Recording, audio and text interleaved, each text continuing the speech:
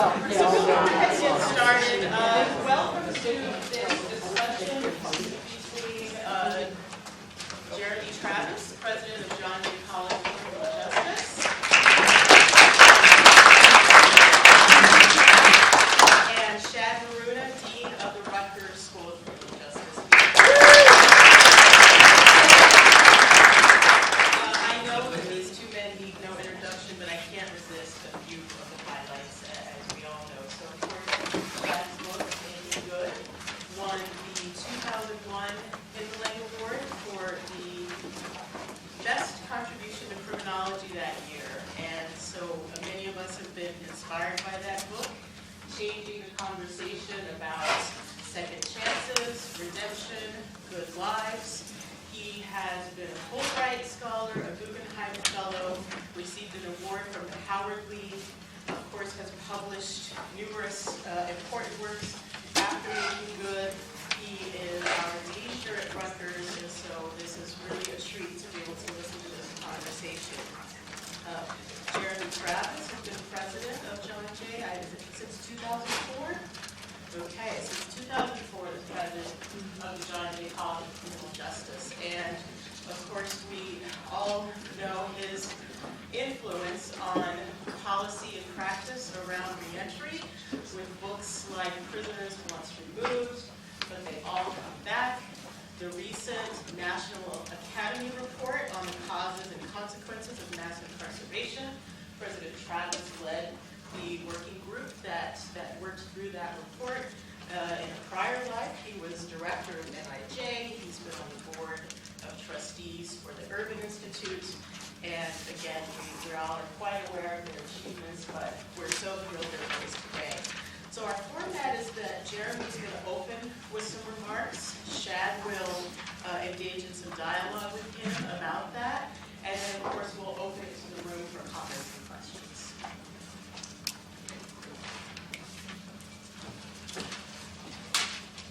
First thing I have to do is turn on the mic.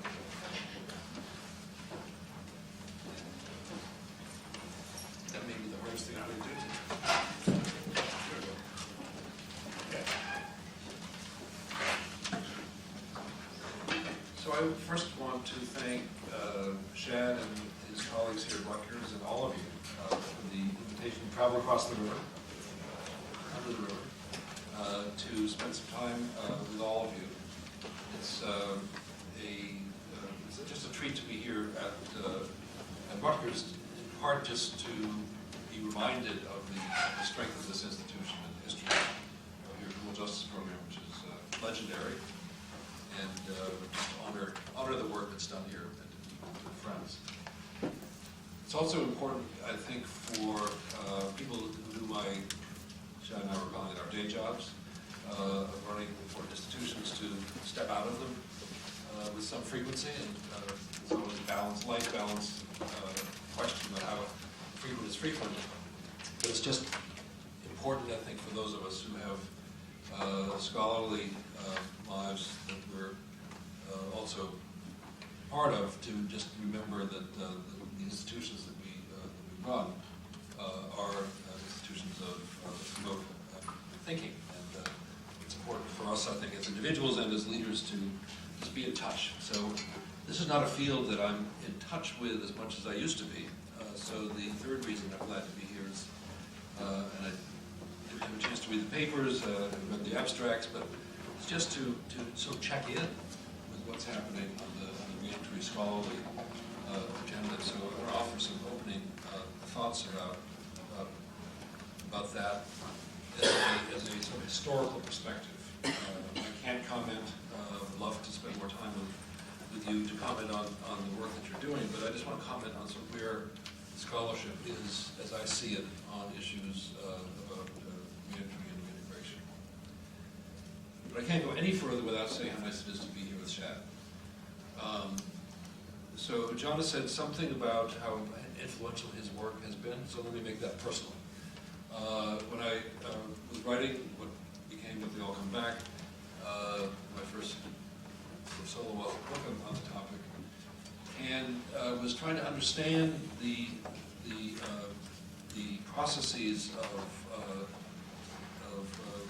reentry, as we call it, or reintegration, or reestablishing oneself, whatever the verb is you want to give to it, I found this book will make good. And if you read, when they all come back, you'll see that this became a pivotal little fulcrum for trying to leverage a different understanding from the traditional criminological understanding of the ways in which individuals make sense out of their lives. Those individuals who have been imprisoned or been convicted of offenses or have had lives dominated by antisocial behavior. And Shad's work is, I think, and won all the awards for good reason, really, really important, more so today than ever before. Because I think the reentry movement, if you want to call it that, and the work that's been done by practitioners and policymakers is in many ways stuck. And I'm going to say some nice things about where we are, then I'm going to say some critical things about where we're not. And I think Shad helps us in his work to get over some of the hurdles that we now face as a country and as a people thinking about these issues. So here's the good news. I can't believe the amount of work being done, published, funded. We see it at John Jay with our, I used to teach undergraduates until I could teach anymore.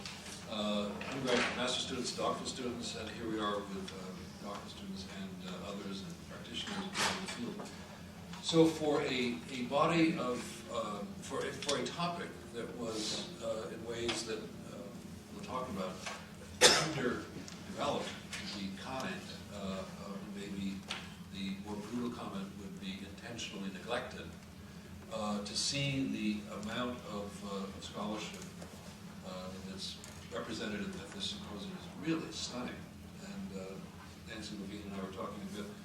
She and I go back to my days at NRJ together, where the word reentry didn't exist. There was no research being funded by NRJ on this topic.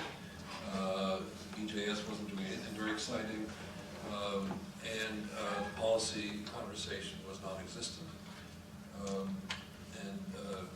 The story, so I left NRJ at the end of the administration and bargained with Urban, where I landed, to allow me to create a research agenda, a reentry team that they would fund, and all this worked out very nicely. But to come sort of get back into this world all these years later, and to see the breadth and variety and diversity of methods and topics that's represented just today and tomorrow is stunning. I hope that you understand how amazing this is. So why is that happening? I'd like to think that there's a national guilt at work that relates directly, one step removed, to the current conversation of mass incarceration. We realize as a country that we have gone way off course and that there are consequences, really profound consequences of those policy decisions that we've made. And you know, as you all read the National Academy Report, this is all about us. This is all about policy decisions we've made. It's about what our democratic process has created. We have mass incarceration because we chose to. Why we chose to is a deeper question. But we have to be clear. We are here because we wanted to be here. Through our elected officials, legislative change, prosecutors, and the like. So one way of thinking about that national history, the big half-century arc from the 60s and 70s that brought us here, and the emergence starting in, I published my first paper in 1999 on reentry, used the word for the first time in 1999. So that's a short time in the history of ideas. So the blossoming that we see here today that is way overdue and still immature in the sense that we don't yet have a very mature body of literature, comes from, in part, I think, a place, I hate that phrase, comes from a place. Where is that place? It's an acknowledgement, it's a recognition, it reflects, I think, in part on both the policy community, and let's say about us, the scholarly community, that we've not done enough. Now, we can have a different sort of utilitarian argument about whether this research actually changes policy. I want to have that argument, we'll talk about that in a second. But I think the fact that there's so much work underway, funded by so many people, institutions and foundations, and that there's this appetite within the student community and the professoriate to do this work. Just is on some deep level, I just ask you to think about this, an acknowledgement that this is our contribution, maybe belated, maybe insufficient, to an important national project, which is coming to terms with what we've done and the damage that we've caused. So how do you understand the damage? There's lots of ways to understand the damage. National Academy report, the 6 chapters after the political chapter 4, looks at the consequences, and we did the best we could to review the research there on families and individuals and life in prison and everything. So we can talk about the damage that we've done, and as academics we try to put our best minds to that. But there's the most profound damage that we talked about in chapter 11 and 12. We'll talk about it before in chapter 12. Is the damage to our democracy, and to us, to our ambitions, to the country. And the fact that we now have 2+ million people incarcerated, that we have the number of people that we have who have been incarcerated, that we have the ripple effects of incarceration to families and communities, and the racial dimensions of the mass incarceration era, and the deep damage being done to particularly young men of color who, because of our choices, not their behavior, because of our choices, are sent off to prison for extraordinarily long periods of time for the damages. So I think part of what we're witnessing, I would hope, because I hope that this is my hope for the future, is that part of what we're saying is, okay, we've all got to put our best effort, whatever that is, whether it's organizing. I saw your Black Lives Matter movement downstairs. Black Lives Matter movement is as much about mass incarceration as it is about policing. That's why I love the energy. It's about injustice, right? And the justice system is the source of injustice that gives rise to that movement.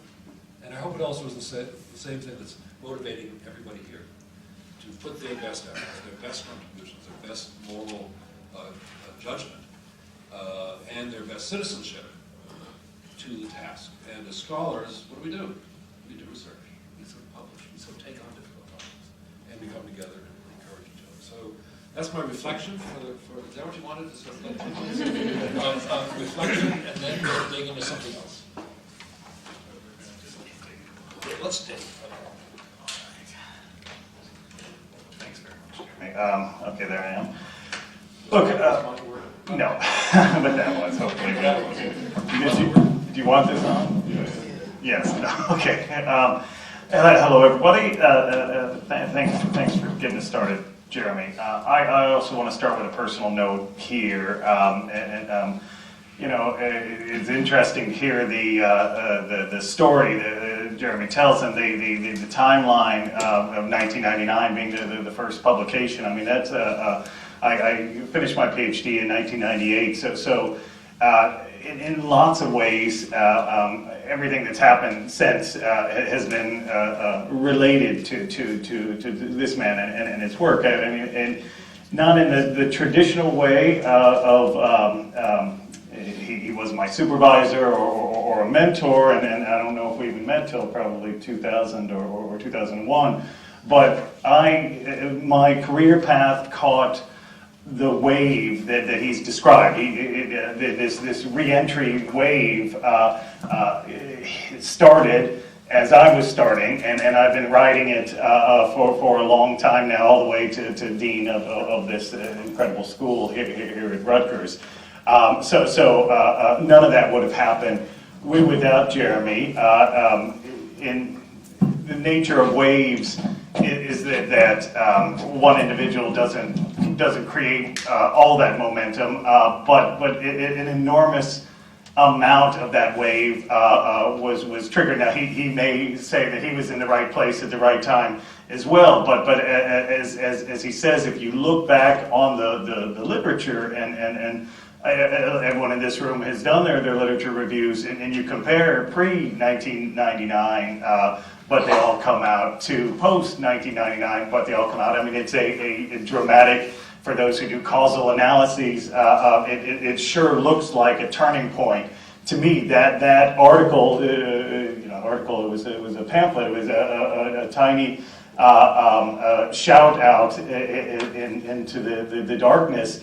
Has triggered all of this in lots of ways, and again, causal stories are difficult, but IO, and I'm quite sure that I could trace my own success to that, and in particular, it's been the way that Jeremy has developed and helped to see reentry develop as an idea.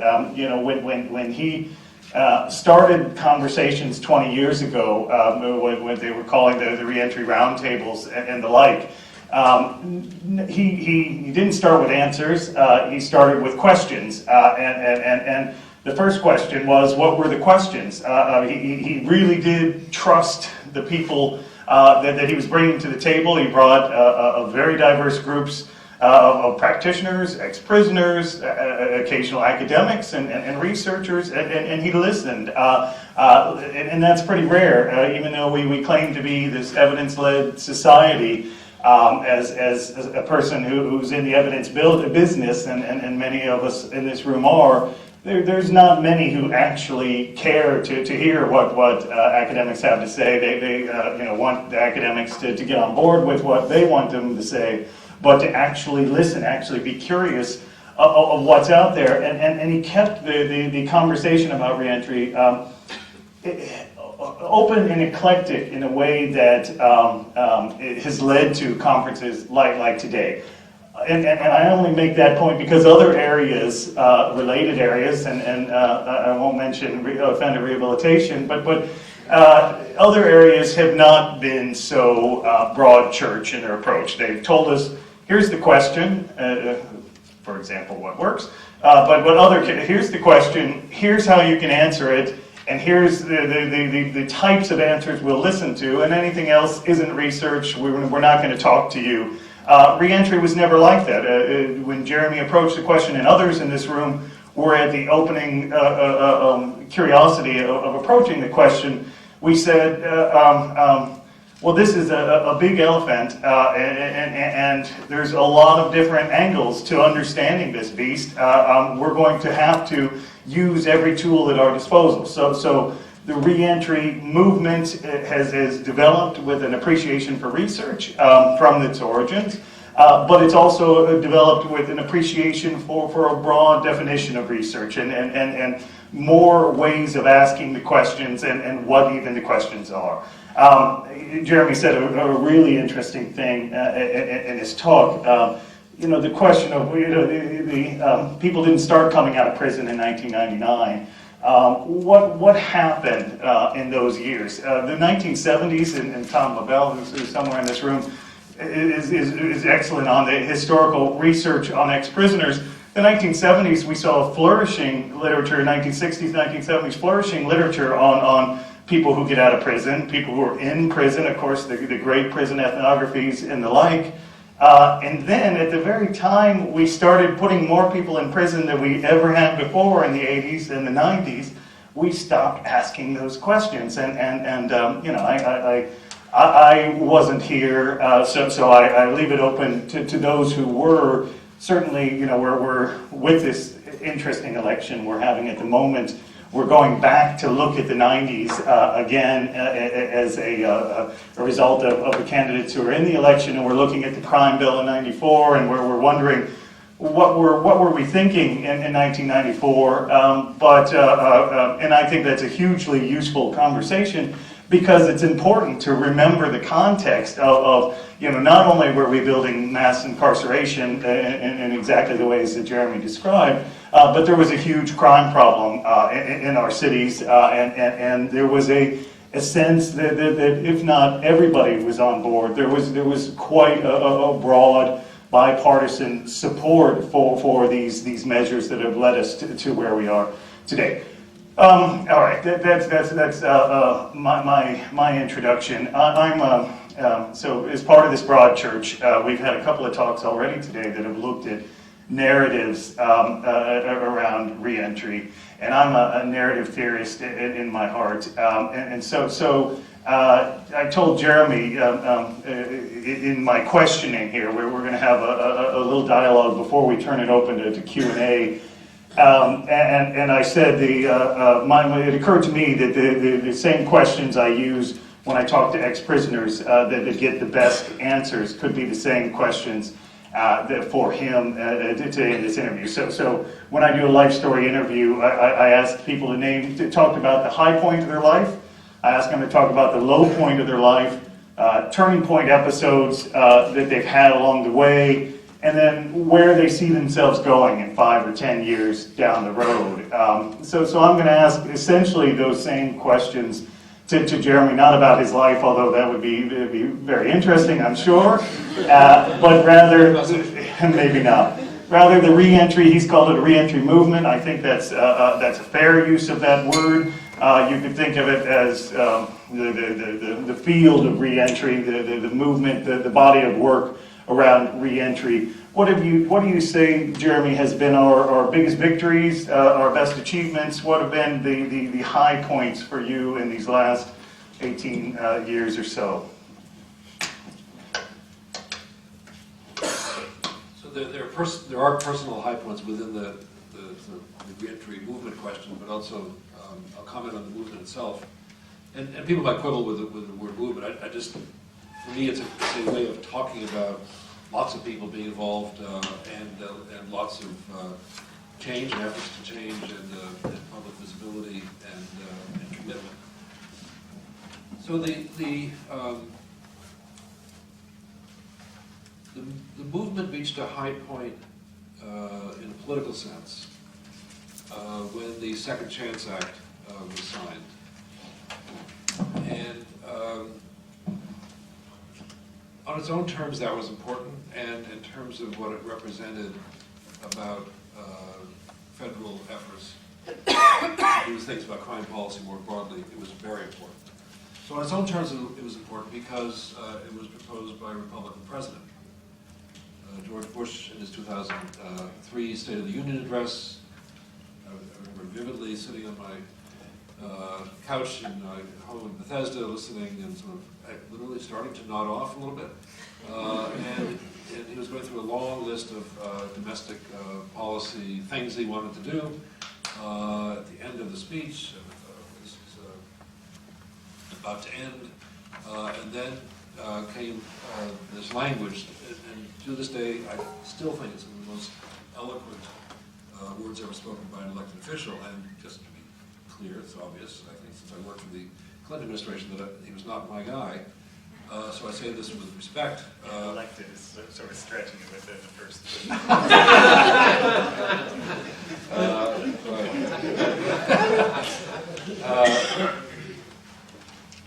He described America as the land of second chance. You probably read the language when the prison gates, the doors closed.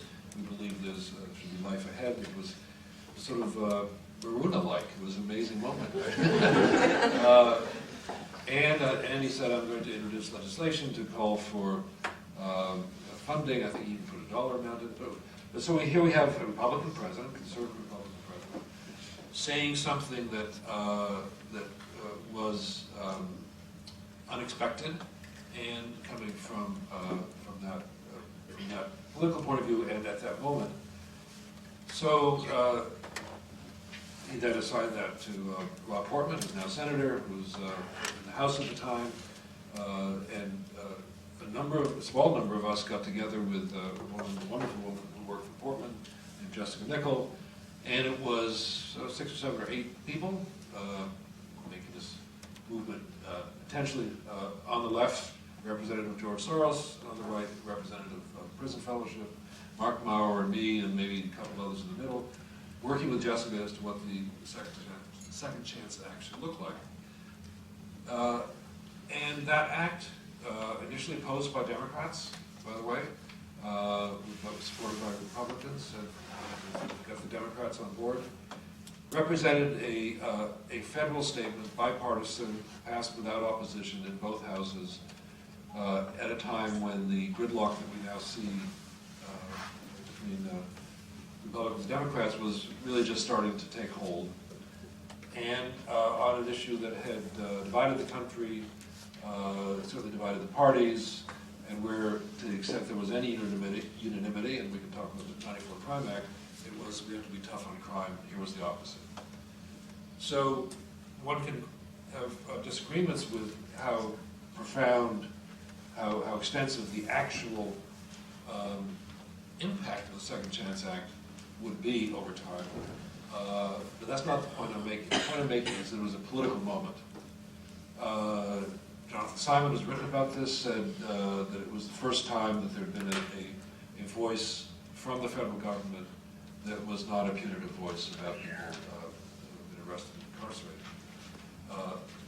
So that moment unleashed certain floodgates in terms of money, and I followed it closely. But there was Second Chance Act funding, there were Second Chance Act fellows, formerly incarcerated people who don't work at NIJ. So Second Chance Act has become this mantra, and had that rhetorical power. But the political power was our federal government adopting legislation proposed by a Republican president and supported by both houses. I think it was unanimous in both houses, or close to it. So that was a fairly quick trajectory. Just let me take you back a couple years before that, when that disputed election was happening. We had, in the last year of the Clinton administration, with support from the president, and certainly the Attorney General, who was the unsung hero here, Janet Reno, we put money in the last Clinton budget for reentry initiatives. We put money in the National Institute of Mental Health budget, in the NIJ budget, and Nancy may remember, there was one other place that we were putting some money in it. And we couldn't put it all together in one place because then it would be scary, big. So we put a little here and a little there, but we knew it was all related. And it was not an appropriation, it was not a strict appropriation, it wasn't our authorization. We were just going to do this. Again, Janet gets a lot of credit, as does the domestic policy council staff. And the Republicans said they were going to zero it out. So Bill Clinton had a short list of veto items. He said, if this is not, whatever was on the list, if this is not in that budget, I'll do the whole thing. And the reentry money was in there. I thought, whoa, this is really great. It's not only sort of, this is 2000, so we're talking a short time from the I'll tell the story if you'd like it about how we got to that paper, but short time there, put it in the last budget, and because of the position that the president took, there it was. The money was there in the budget. And we're going along saying, okay, President Gore, it's going to happen. We had a plan. Not that I was going to stay. I planned to leave, but it was all greased, right? And Gore was on board. Something happened in Florida. That was not meant to be. So the fear, so just understand now that the Second Chance Act has to be seen against this backdrop, that the Republican president elected other than Gore would follow the sort of prevailing wisdom, which was that this was not to be, which is congressional colleagues have tried to line it out. So I don't say a lot of positive things about George W. Bush, but he, nor John Ashcroft, but he and his team at the Justice Department, and I forget when you left, Nancy, were you there to do transition under that? 2001. 2001. So we had one model for what we wanted to do with the reentry money, which was demonstration projects. We were a research institute, we wanted to sort of test things. Their model was a revenue sharing model but they said that every state should have a reentry council, every state gets some money. You've got to do something to improve the chance of people coming out of prison, says the Republican administration. That's not a bad idea. So at a time, and that was in the first year of the term, so in a very short time, we saw a continuity of an idea that could have died. And for me, the culmination of that continuity was the signing of the Second Chance Act. Okay. Now, the low point, I'm unfortunate to have to throw you from that good news story to bad news. I'm going to set this up a little bit and hope that you can do some work for me. When I give talks, the low point is always, well, if nobody laughs, but then the low point is if I get this question afterwards, there will be inevitable question where someone will ask, you know, this is what you're doing with Reentry is it makes you feel good. You talked about national guilt at work, but really you're not impacting the bigger problem, the structural problem that led to mass incarceration, or even the problem of mass incarceration. You feel good on the back end because you're helping people, but you're thereby supporting a system that's corrupt at its core, and therefore, and everyone starts booing at me at this point, and therefore, you know, you're part of the problem, not part of the solution. When you get that, if you've ever gotten that question, we got it at the very beginning. Sure. So you referenced the Reentry Roundtable, which so I left NRJ, went to the Urban Institute, got my first grant, and that first grant was to create hold the first meeting of what we then called the Reentry Roundtable. We held, I think, 8 all told, in the way that Chad described. The first one was the table setting one. We just wanted to bring scholars and practitioners and policy folks and former incarcerated folks together to say, so what's the, cast a big frame around this topic. And at that meeting, both in public and in private, the whole enterprise was attacked on the grounds that you gave by, you know, prison reformers on the left, just politically speaking, as being a diversion of attention from prison conditions, from prison litigation, from the words mass incarceration didn't exist then, but from the idea of committing people in prison. So, and a lot of these were friends. So it was also sort of like, who is this guy who just came out of the Justice Department, who has the noive to say, let's talk about something that is, by its own terms, not focused on why people went to prison. It's focused on the life after prison. And so that took long conversations. I don't think I know I didn't ultimately satisfy everybody. And required conversation within our team, and Joan Petersilli and I, who was my co-chair of the Lieutenant Roundtable, had that discussion as well. We ultimately came to the view, as we worked it through with them and alone, that the issues of returning home were, on their own terms, sufficiently important to warrant attention, scholarly attention, political attention, advocacy attention, and now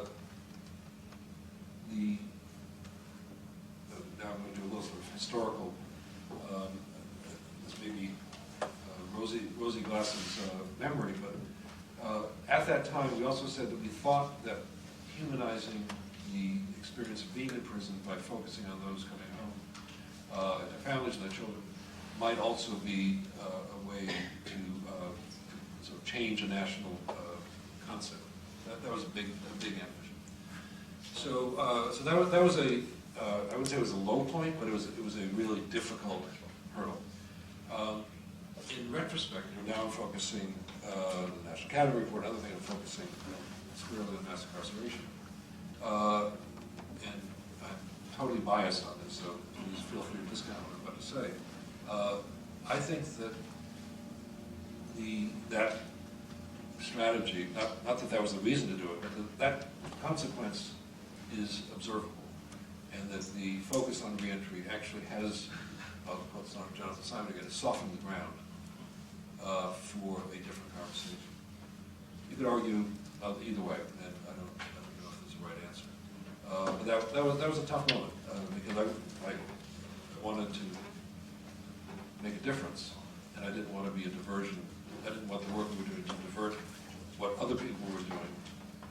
Get a little more testy as we started raising a lot of money, and it's one thing I like doing. And it was hard, a lot of hard, because foundations were not funding research on this topic at all. And so we defined it as research on families, research on on community capacity, research on race, research, we divided on anything, and it's about prisoners, right? So the Returning Home Project was, end of day, maybe $8 million. So to the extent that we started to achieve that sort of success, and the federal money started to flow, and the Second Chance Act money started to flow, I think there were other reasons why people felt like this was sucking the air out of the room.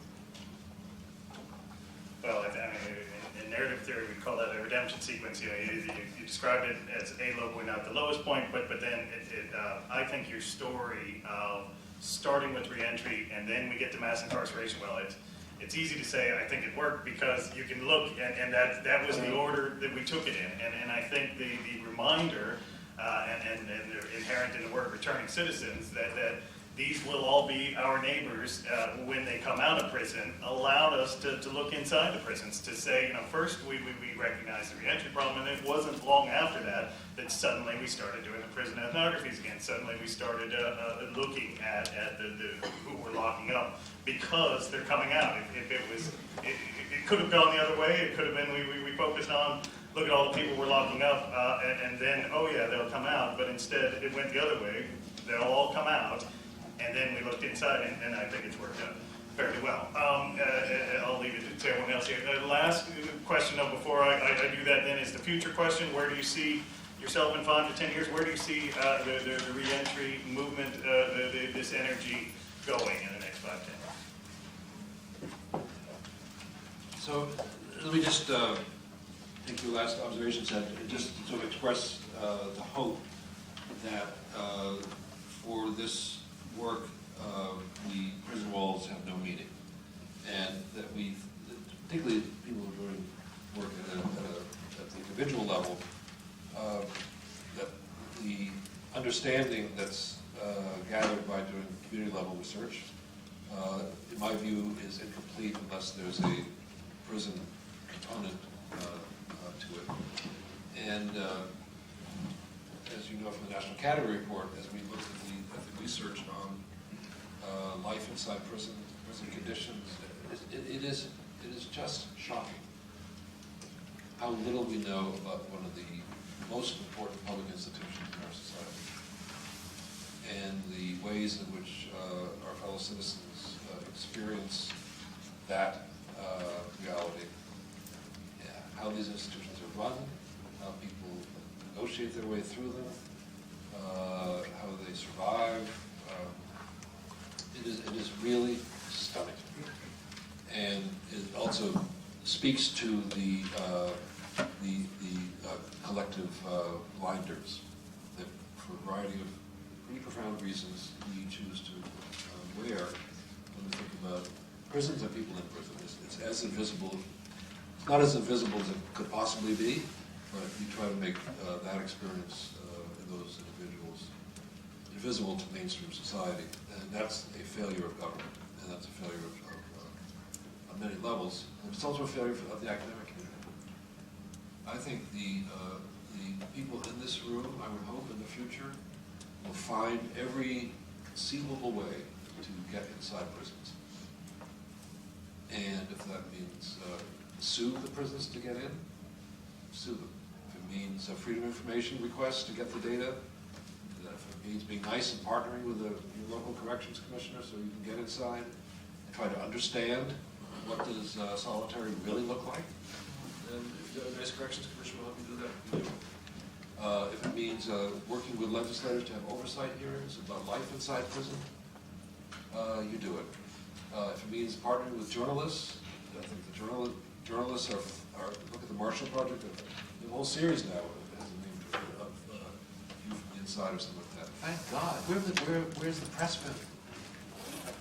Where's our legislative? We have a whole section in the National Academy on legislative oversight. Where have they been? We spend billions of dollars on these institutions. Where's that fiscal conservative accountability that we like to sometimes talk about? How much do we use our, I'll call it investigative, not as journalists, but investigative powers to try to figure out what's the nature of the brutality? that it characterizes life in prison. Tomorrow, just coincidentally, is the first meeting of the Lippman Commission in New York City to look at the future of Rikers Island. And did it really take a Justice Department investigation and for us to document the extent of brutality in Rikers Island?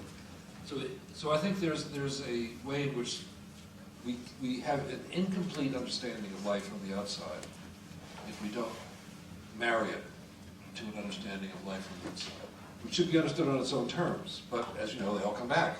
So, and the effects on families. Let's talk about what it means to work inside a prison. So we at John Jay are now engaged in this interesting conversation with what's the educational prerequisite to be a corrections officer. And this is not a pretty picture, right? So how you get to work in one of these institutions? And so we're starting to talk to some of our students about their hopes and dreams. Can you imagine yourself as a corrections officer? Why isn't this a noble profession? And some of you know that John Jay and Vera sponsored this trip to Germany to look at prisons in Germany. It is an elevated profession. It's hard to get into. It takes 2 years before you're finally certified. Why is this not a noble profession?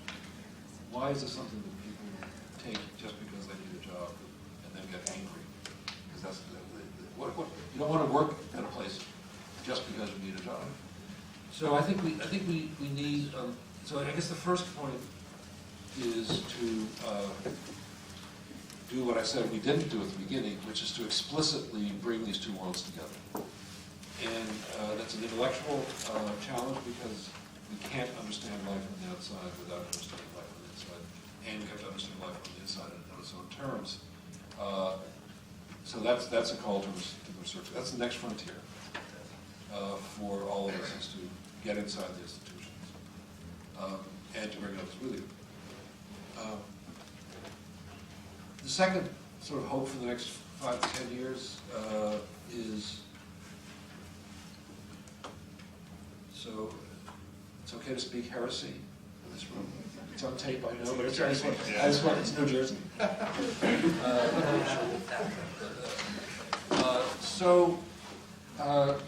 There's an orthodoxy alive in our world these days called evidence-based, what works. It plays into, as you probably know, I'm not trained as a social scientist, as we have come at it indirectly. So it plays into sort of traditional classical training about how to be a scholar, or for a particular type of scholarship. And the what works methodology, or orthodoxy, has it's hard to argue that we should do things that don't. That's not my point. My point is that the worshiping at the altar of evidence-based has risks. And the risk is that we tend to think that the only thing that matters is whether a particular intervention results in changes in something that's measurable, such that we can say it works, and then we talk about something really arcane like effect size, right? So in our world, there's a premium that's placed on that type of research, but also that type of understanding of how to think about people's lives, and on the ways in which our elected officials think about social problems. So we're complicit in promoting a way of thinking about people because we have worshipped at the altar of evidence-based without realizing that there are other ways to think about people. So that's a very sharp critique that is not totally deserved, but I just want to use it to make a point, which is that there are other disciplines, certainly life course work, Chad's work, doesn't start with what reduces recidivism as the question, right? So, nor does it look only at are we changing somebody's life in ways, in measurable increments? So I think the big challenge, I saw it reflected in your papers, or the abstracts that are here, is to use the skills that we have that we're trained in, and push them really hard, and actually bring in other disciplines as well, to redefine reentry success. So, just a little sort of statement about sort of language and some taxonomy here. So, when I used to be more in this world, I'd say reentry is inevitable. Right? People say something like, will reentry happen? I said reentry is inevitable. Reentry is the inevitable consequence of a period of incarceration. Unless you die, either because we kill you, or because you die of natural causes, everybody comes home. Reentry is inevitable. Successful reintegration is not. The quibble is about whether we, the RE, letters before reintegration is right or not, were people integrated before or not. And the third R, recidivism, is the worst measure of successful reintegration. By worst, I mean it's, on its own terms, highly misleading.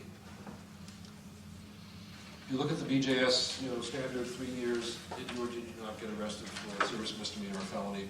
If you did, you're a recidivist. If you didn't, you're not. And you say, over 3 years, isn't that interesting?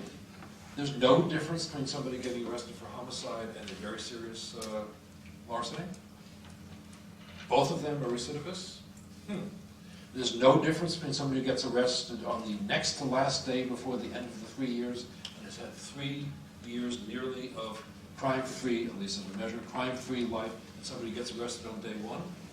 Both of them defined equally as recidivists. There's no difference between those two life courses. We really think there's no difference between somebody who gets arrested often and therefore is a recidivist and somebody who gets arrested once? So look how misleading is being kind, that this measure, that every politician and lots of academics say is the measure of something called effectiveness, is the way we think about people.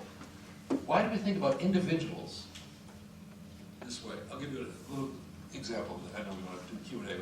So yesterday at John Jay, we had a showing of the Vice show with President Obama going to the prison, fixing a broken system or something like that. It's this fabulous show. I saw it on TV. I said I got to show it to our students. 50 students. I did a talk back afterwards. It was great. And we talked about one of our favorite topics. You're doing better work than we are here. We hope to learn from you. Restoring college to prison, right? So this is, I'm on this kick. We're going to restore college to prison in America in the next 4 years. It's just going to happen. We're going to make it happen, okay? Everyone want to sign up? And so a student gets up and says, oh, that's really great, but does it work? I said, define your terms. He's a John Jay student, and make sure he gets it right next time. He said, does it reduce recidivism? I said, okay, I can answer that question. Is that the only way you want to define whether it works? He said, yeah, that's what matters. I said, okay, we've got studies, yes, it works. It reduces recidivism by 18% with good studies. So let me ask you this question, John Jay student. How do you define the success of your education? I said, what do you mean? I said, should I judge your education at John Jay by whether it reduces recidivism? He said, no, why would you do that? I said, well, why would you do it for somebody who's in prison? Because they were arrested. I said, well, maybe you've been arrested, I don't know. But why is that when you think about education, the metric that we use to define, now I'm talking about a program, right? Education is an intervention, right? So we have a whole assessment office at John Jay. Is our learning outcomes achieved? You probably got that here. So, we look at curriculum. We do. There are lots of ways to talk about the value of an education that have nothing to do with recidivism. Why do we place that burden as a public policy question on this particular activity in prison, where we would not place the same burden on that activity outside of it? But I want to make a larger point. Not just recidivism lousy measure. I really am on tear about this because it hasn't gone away. So the next 5 years it has to go, not go away, it has to be put in its corner. But the larger question is, how do we know what successful reentry looks like? We know that reentry happens, it's inevitable. The goal is successful return to citizenships, full status, reintegration, whatever you want to call it. But this is where the life course folks, the Maruna folks, the others really have to help us develop the metrics. And Tina Munster, who raised her hand, who manages this project for me at John Jay, our governor, Governor Cuomo, has just put lots of money into reentry programs in New York State. Didn't get a lot of press, I guess that's okay. And it's going to be implemented through a reentry task force in every county. It's going to look at everybody coming out of prison back to that county to make sure that they're getting what they need. This is interesting. This is like universal reentry planning. It should happen in prison, but they're going to do a little bit of that. What's going to happen when they come out? And they've asked us, we're convening a group, and we've invited, I think you can make it, to bring together some people, but I think, Faye, you're coming, right? To think about what are the metrics. This is the next frontier. Not that the thinking hasn't been done, but to implement this as a way of redefining success. So this means family, it means jobs, it means sense of self, it means reestablishing good peer group relations, it means good health, it means having access to services, it means being back in college, it means... So we want to make the metrics as complicated as people's lives are. And reentry, measured only by recidivism, is superimposing upon the individual experience a set of weird, sort of limited criminal justice metrics that come out of some other place. Not that they're unimportant, but that that's the only question we ask. And that's an overstatement, it's not the only question we ask, but it's the principal question we ask. So if we back all of that up, and we have different metrics that reflect the complexity of the human experience, then it means we have to think differently about how to improve those metrics than we do now. And we won't say, what is the program that is going to save a person? We're going to say, what's the prison experience that's built on something more than programs, that's going to help somebody be successful on return home. And that means so much more about what prison life should be like, other than programs. I'm not against programs. We need programs. But who here is a product of a program, right? Of a program. So why do we put such a burden on programs? That they are the solution to whatever the problem is, which is that we hope that people, when they return home, are full, active citizens. So that's what we want. We should have full, active citizenship in prison. And that means different types of relationships with corrections officers, with their peers, with their families, yes, with their programs, and a sense of agency, a sense of individual responsibility in prison. Measuring that, translating on the outside, restoring people to full status when they come home, citizenship doesn't diminish, and then we're there. Next 5-10 years, we're going to do it. Thank you so much.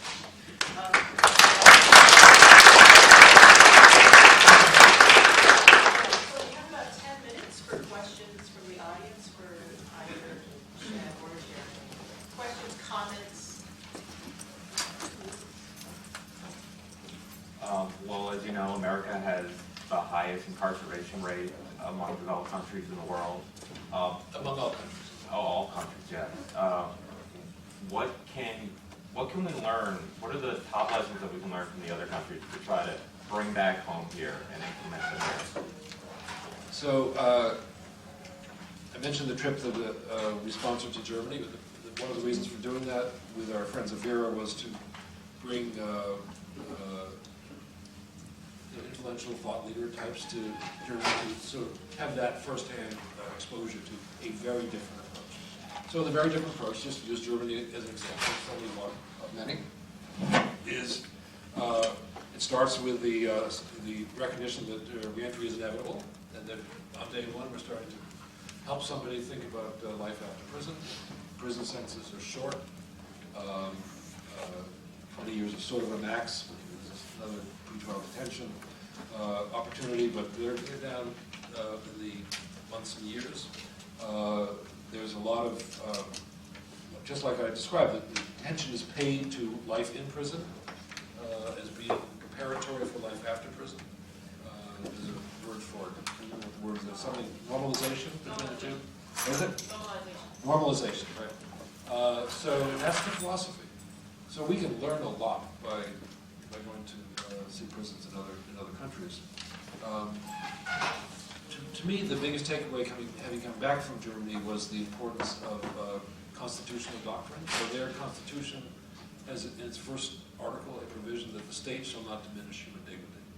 So there's a big role of the federal constitutional courts in overseeing the conditions of confinement, sentences, solitary, everything, because they interpret that constitutional provision to require human dignity. So all of my speeches these days, I'm using the words human dignity. Two things I'm always talking about is human dignity and racial reconciliation. These are the two sort of big concepts that we need to sort of become comfortable with. When Nick Turner and I wrote an op-ed piece for the Times after we came back, we asked the question at the end, is the Eighth Amendment sufficiently robust, or could it be sufficiently robust to bring a concept of human dignity into the U.S. jurisprudence so that federal courts could feel empowered again to exercise real oversight over prisons? Maybe. So there's a lot we can learn. So the three things we have to do is shorten sentences, National Academy Fund. We've made sentences far too long. We have to do away with mandatory minimums, rare exceptions, also for the National Academy finding, and we have to dial back. We have to abandon war on drugs. Those are the three drivers of incarceration. Faye had a question? So I was really heartened to hear you putting the concept of recidivism on the table, chopping block, I'd like to say, for a lot of reasons. And for those of you, I think people should go back and read Michael Maltz's famous book in 1984 where he teases apart this concept. But I'm wondering how much public policy could endorse what I think is probably the most exciting thing coming out of some of our science, not that we're all not doing really cool stuff, but Bloomstein's redemption concept as a way of thinking about people who paid their price to society. Just give a quick summary of what he found. Okay, so Cal Bloomstein basically examined the length of time that people remain crime-free and made a declaration that there is a period of time in which we should consider people to be paying their price, but then if they've been crime-free or arrest-free for a period of time, we should forgive them and they erase their record, essentially. And the finding is that there's a period of time in which they pose no greater risk than somebody Than who's the not. general population. Well, the statistics. Bob Abel. Yeah, Bob. Yeah. But how likely is it that we could get to that point, though, of really acknowledging that people have paid their price and erased it? So the redemption literature that Al and I have quibbled publicly on the use of the word redemption, which I think has religious overtones, should be applied to statistical analysis, but I'll use that for redemption literature is very useful in making the point that the general public doesn't like to sort of think about, that risk is not forever. The risk is time defined. We've not known this for a long time, but that we can actually, what he did was say, okay, there's a point at which those two lines cross, and for robbers this, and for somebody else's this. I think the question is, I think holding that up to a state legislator is not going to move a political calculus. So the question is, what would move a political calculus to shorten sentences? So if you read only one chapter of the National Academy book, I would recommend chapter 12 because it talks about principles. And the important principle that's relevant here is the principle of parsimony. And so... And citizenship. And citizenship, right. But parsimony is particularly relevant because Bruce Wesson and I have written on exactly this point, which is parsimony holds that the state is not entitled to impose pain on one of us beyond that reasonably necessary to accomplish a legitimate government purpose. There it is. You see it in lots of different documents, legal documents, and least restrictive alternative, all that sort of thing. But the parsimony principle is really powerful because the corollary is that somebody who's in prison, on whom we impose pain, beyond that period where it's reasonably necessary to achieve the typical person, is experiencing state violence. So you have to sort of hit people over the head to say, there's something really antithetical to our founding values. We have to talk America here, right? This is the only way it's going to work. Antithetical to our fundamental values when somebody's incarcerated that long. So you can use that, but I think the question is, what's the rhetorical power? And I think a chart on its own helps. It really does help a lot. But the question is, how do you translate it into something that elected official Smith could say to his constituents or to a committee member when he's arguing for shorter sentences? The only way we're going to get out of the era of mass incarceration is by reducing the length of sentence of people convicted of violent crimes. Otherwise, we're stuck, right? And the only way we have that conversation is to talk about either state, the excess of state power, or how inhumane it is to have geriatric prisons, right? That's just, why should somebody be in prison till they die? I think we have time for a final question. Naomi? Hi, so I still really appreciate the idea of putting recidivism. Speak up just a little bit. I agree with the idea of putting recidivism right on the back burner. I think I said in its corner. In its corner, maybe not the back burner, but in its corner. And I'm wondering, when you're thinking about conceptualizing reintegration measures, I do think the is pretty important, right? Because it seems like maybe we're asking people to integrate back into society, and maybe they weren't even reaching those integration measures before they went to prison. And so how much can we, what do you think about reintegration and defining success, given that maybe a lot of the issues that we're confronting are not directly,